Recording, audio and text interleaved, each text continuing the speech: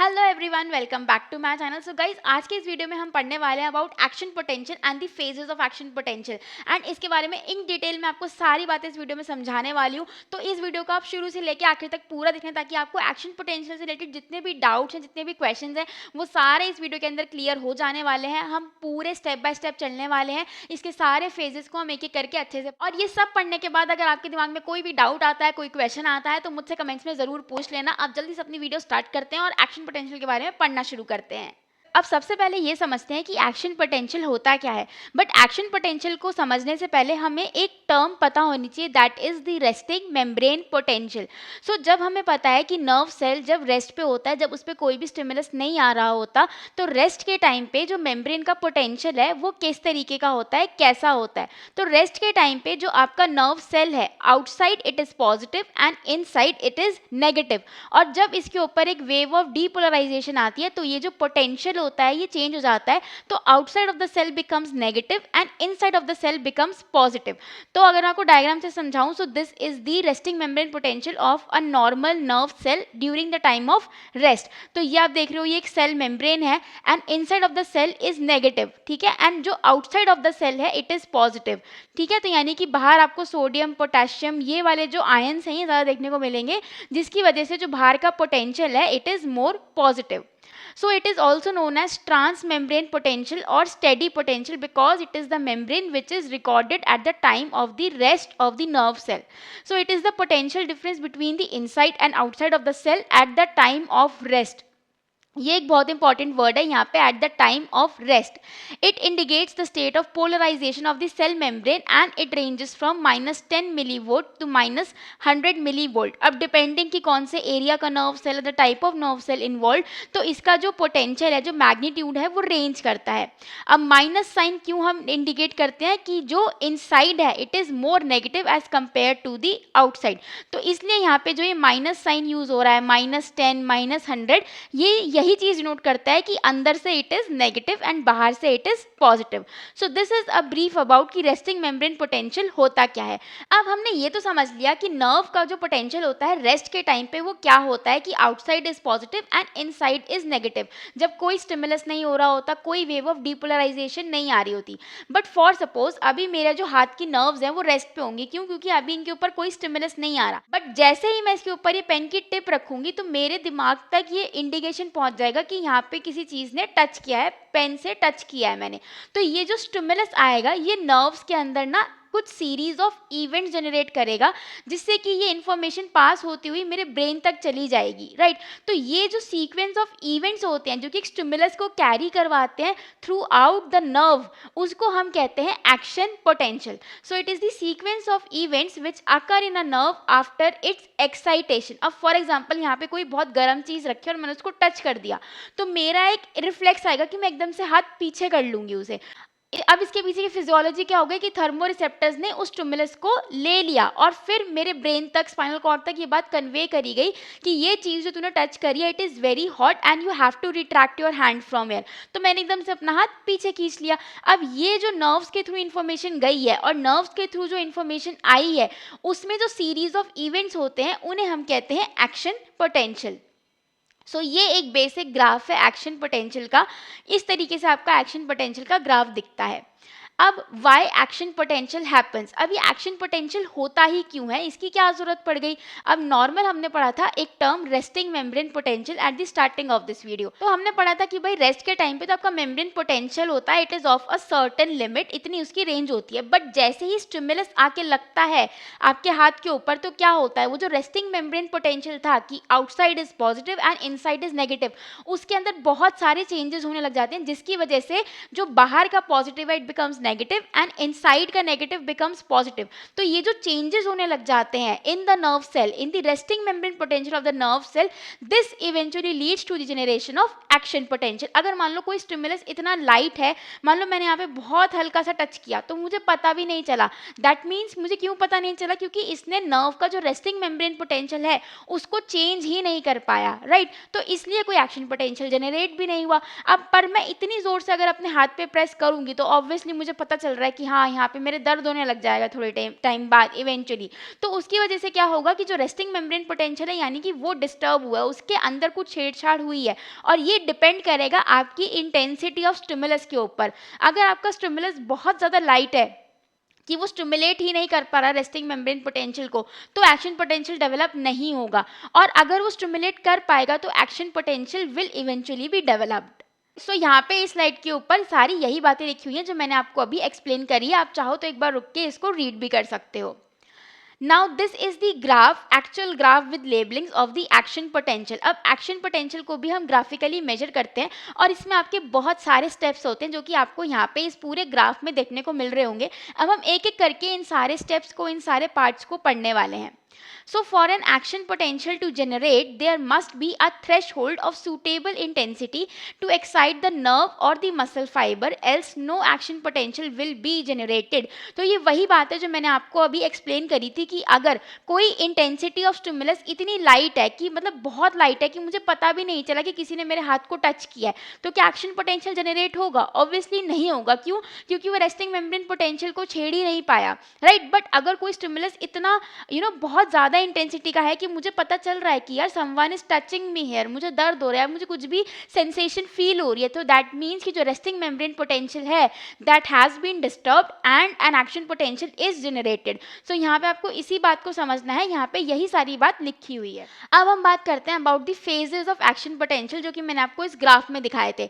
तो ये सारे स्टेजेस हैं, ये सीक्वेंस में ही होते हैं। ऐसा नहीं होगा कि फायरिंग लेवल पहले आ जाएगा और स्टिमुलस आर्टिफैक्ट बाद में आएगा। तो ये आपको इसी तरीके से याद करने हैं, इसी सीक्वेंस में you have to remember it. This is again a graphical representation of the phases of action potential and we are going to study about it now, right? So during rest पे क्या होता है? सबसे पहला होता है during rest, when आपकी जो nerve है वो resting membrane potential पे है, यानी कि inside is negative and outside of the cell is positive। So इस टाइम यहाँ पे कोई stimulus नहीं है, there will be no stimulus, तो obviously it is at rest। Outside of the cell is positive and inside is negative। At this time the potassium permeability is more than the sodium permeability and equilibrium is maintained by the potassium channel। Cell जो होता है वो अपनी polarise state में होता है, and जो ज़्यादातर न्यूरॉन्स का रेस्टिंग मेम्ब्रेन पोटेंशियल होता है इट इज़ -70 मिलीवोल्ट, जो कि रेंज कर सकता है बिटवीन -10 to -100 मिलीवोल्ट, जो कि हमने इस स्लाइड की, इस पीपीटी की स्टार्टिंग में भी हमने बात करी थी। अब सबसे पहला फेज जो आता है आपका, वो आता है आपका स्टिमुलस आर्टिफैक्ट। स्टिमुलस आर्टिफैक्ट क्या होता है कि यहाँ पे आके एकदम से स्टिमुलस लगा, तो स्टिमुलस की वजह से जो एक बेसलाइन डिफ्लेक्शन आपको देखने को मिलता है कि बस अब एक्शन पोटेंशियल स्टार्ट होने वाला है। So that is known as stimulus artifact, कि स्टिमुलस आके लग गया है और अब एक्शन पोटेंशियल जनरेट होगा। इसका क्या करता है? It marks the points of stimulus, कि अब स्टिमुलस आके लग गया है, and it is a brief deflection of the baseline. Next इसके बाद जो पीरियड आता है it is the latent period और द आइसोपोटेंशियल पीरियड। मैं यहाँ पे आपको ग्राफ में भी और दिखा देती हूँ। सो ये जो आपको यहाँ पे एक ये दिख रहा है, यहाँ पे हल्का सा एक ये आ रहा है इस तरीके से, it is known as stimulus artifact. So ये जो आपका ये एक हल्का सा बेसलाइन डिफ्लेक्शन आता है, इस डिफ्लेक्शन को हम कहते हैं स्टिमुलस आर्टिफैक्ट। उसके बाद आप देखोगे कि एक ये बेसलाइन पे ही काम चल रहा है, ऊपर नीचे कुछ भी नहीं जा रहा है, बेसलाइन पे जा रहा है, तो इसे हम कहते हैं लेटेंट पीरियड। इसे हम कहते हैं लेटेंट पीरियड या फिर आइसोपोटेंशियल पीरियड। सो इसका क्या मतलब होता है? It denotes the time of impulse take to reach from the stimulating electrode to the recording electrode through the length of the axon. It is directly proportional to the distance between the electrodes and it is inversely proportional to the speed of conduction of axon। अब ये जो आपका latent period है ये क्या time denote करता है कि जो आपका स्टिमुलेटिंग इलेक्ट्रोड है और जो आपका रिकॉर्डिंग इलेक्ट्रोड है उसके बीच में जो डिस्टेंस आपका आता है इम्पल्स को जाने का, जो टाइम जाता है, that is known as the latent period. और जितना लंबा आपका एक्सॉन होगा उतना ज़्यादा टाइम आपको लगेगा लेटेंट पीरियड में, और जितना एक्सॉन की लेंथ छोटी होगी उतना जल्दी वो कनेक्ट कर पाएगा। तो यहाँ पे ये वही चीज़ लिखी है कि it is directly proportional to the distance between the electrodes and it is inversely proportional to the speed of conduction of the axon। Next जो आपका आता है phase, that is the firing level और the threshold excitation.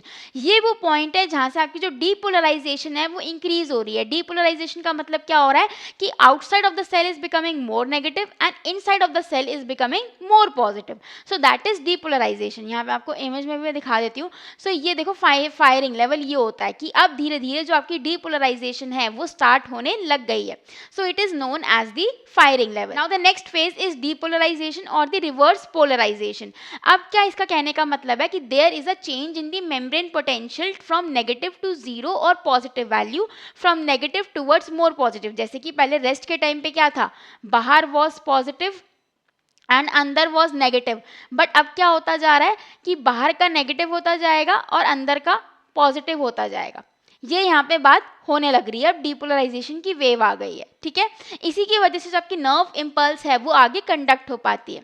So when depolarization exceeds 7 millivolt, अब पहले क्या value थी, अगर हम एवरेज जो लेते हैं most common it was 70 millivolt, but अब देखो +7 मिली वोल्ट हो गई है। जब 7 मिली वोल्ट आपकी जो डीपोलराइजेशन की वैल्यू है, जो मैग्नीट्यूड है वो हो जाता है, तब क्या होता है कि जो आपके सोडियम चैनल्स होते हैं, वोल्टेज गेटेड सोडियम चैनल्स जो होते हैं, उनका एक्टिवेशन हो जाता है थ्रू दी एम गेट। आपने नॉर्मल फिजियोलॉजी में पढ़ा होगा एम गेट, एच गेट।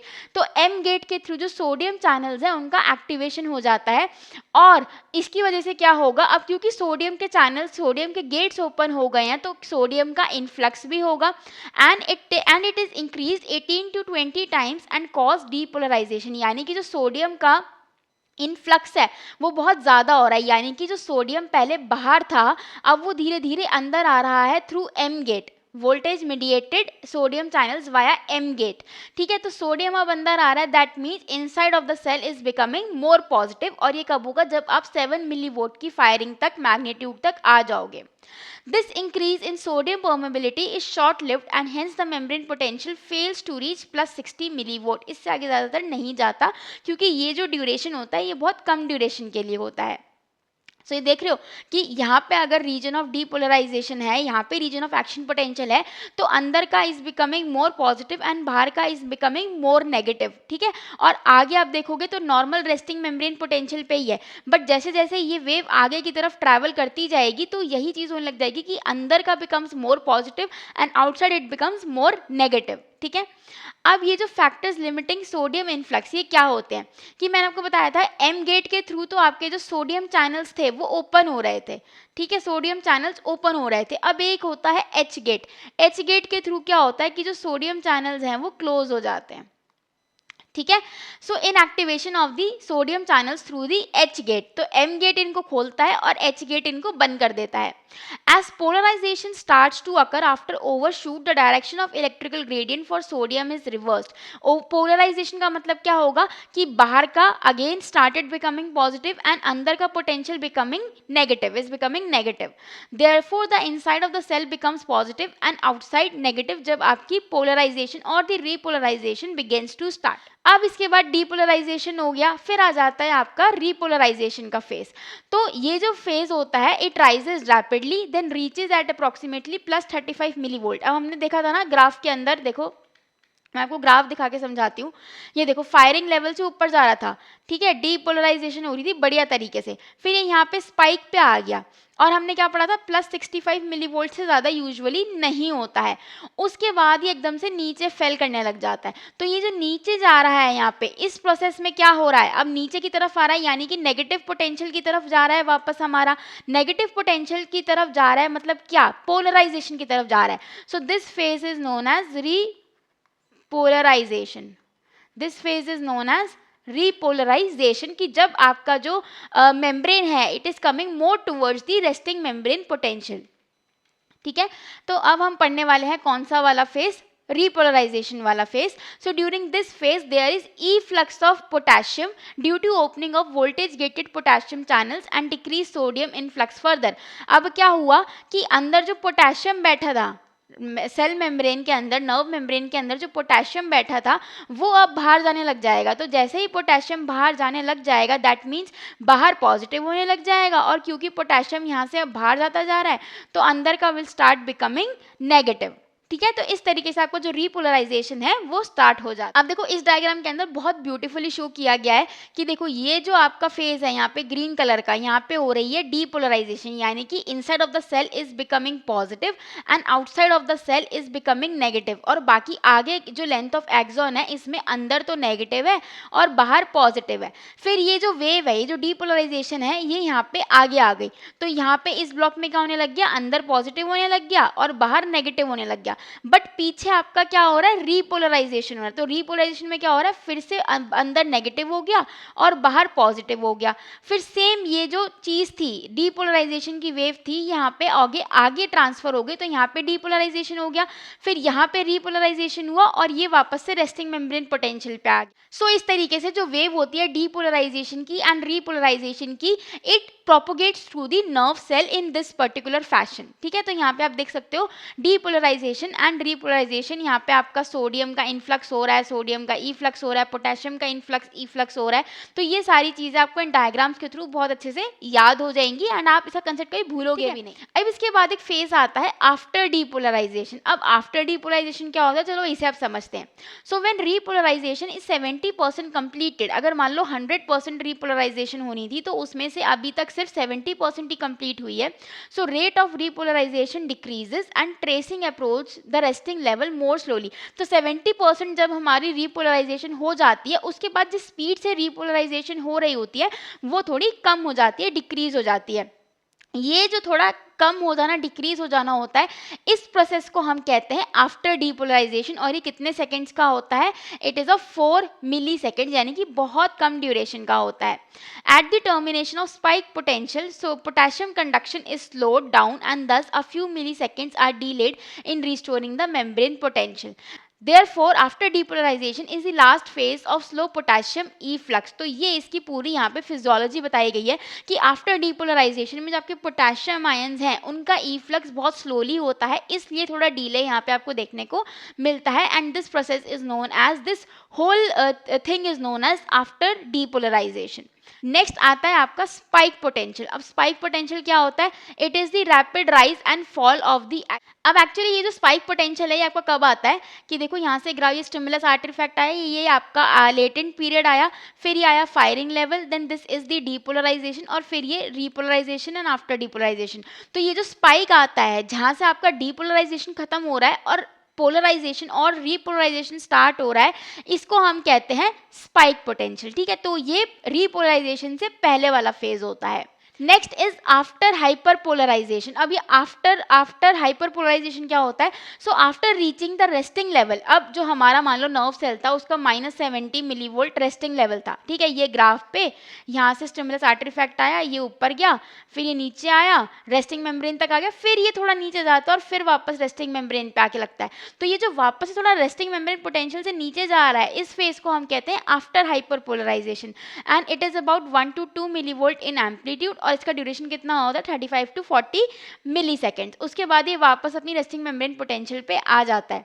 ठीक है, तो यहाँ पे आप देख सकते हो आयनिक फेजेस कि यहाँ पे इतना जो फेज है आपका येलो कलर में, उसमें आपके सोडियम चैनल ओपन है। डीपोलराइजेशन के टाइम पे भी सोडियम चैनल्स और ओपन हो जाते हैं। इस वाले ड्यूरेशन के टाइम पे, स्पाइक पोटेंशियल के टाइम पे आपके सोडियम चैनल्स क्लोज हो जाते हैं। पहले फेज में क्या हो रहा है, आपके पोटेशियम चैनल्स ओपन हो रहे हैं एंड एंड फेज में आपके जो पोटेशियम चैनल्स हैं वो क्लोज हो जाते हैं। तो ये सारे आयनिक फेजेस बता रखे हैं आपको एक्शन पोटेंशियल के। आई होप आपको ये अब समझ आ जाएंगे अच्छे से। अब सिग्निफिकेंस क्या होता है, आफ्टर हाइपर पोलराइजेशन क्यों होता है, क्यों ये रेस्टिंग मेम्ब्रेन पोटेंशियल से नीचे जा रहा है और फिर आके रेस्टिंग मेम्ब्रेन पोटेंशियल में लग रहा है, because the RMP is achieved at the end of after depolarization yet the resting ionic status is not achieved, इसलिए उसको हाइपर पोलराइजेशन में जाना पड़ता है। अब ये कैसे अचीव होता है, by the slow return of potassium channel to the close state, that is closing of the voltage gated potassium channel. जब तक voltage gated potassium channel close नहीं होगा तो जो आपका पोटेशियम है वो बहुत स्लोली इफ्लक्स करते जाता है। इसी वजह से जो ये हाइपर पोलराइजेशन है, आफ्टर हाइपर पोलराइजेशन है, इसमें आपको थोड़ा और टाइम लग जाता है अचीव करने के लिए। So now stage 7 to 9 represents recovery process in neuron. 7 to 9 कौन कौन सी आपकी पोलराइजेशन से हाइपरपोलराइजेशन की फेजेस, ठीक है। तो ये 7 to 9 पेजेस जो होती स्टेजेस हैं आपकी, they denote the recovery process in the neuron.